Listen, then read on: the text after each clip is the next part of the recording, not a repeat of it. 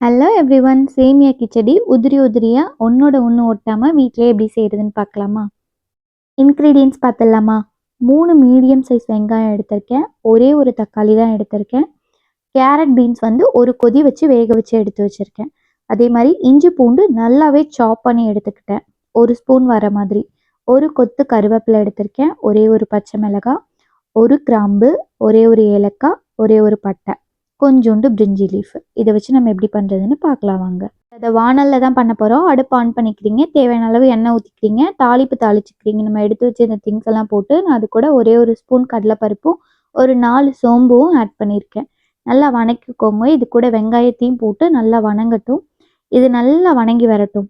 Colour வந்து change ஆகும். அந்த டைமில் வந்து கருவேப்பிலை, ஒரு பச்சை மிளகாய், அதுக்கப்புறம் கட் பண்ணி வச்சுருந்தோம் இல்லையா காய், வேக வச்சு எடுத்து வச்சுருந்தது, அதையும் போட்டு நல்லாவே மிக்ஸ் பண்ணிக்கோங்க. இது வணங்கி வரட்டும். நல்லா வணங்கி வந்ததுக்கப்புறமா ஒரு பிஞ்ச் அளவு மஞ்சத்தூள் அதில் ஆட் பண்ணிக்கிறீங்க. ஆட் பண்ணிவிட்டு ஒரு தக்காளி எடுத்து வச்சுருந்தோம் இல்லையா, அதையும் போட்டு நல்லாவே வந்து வணக்கி விடுங்க.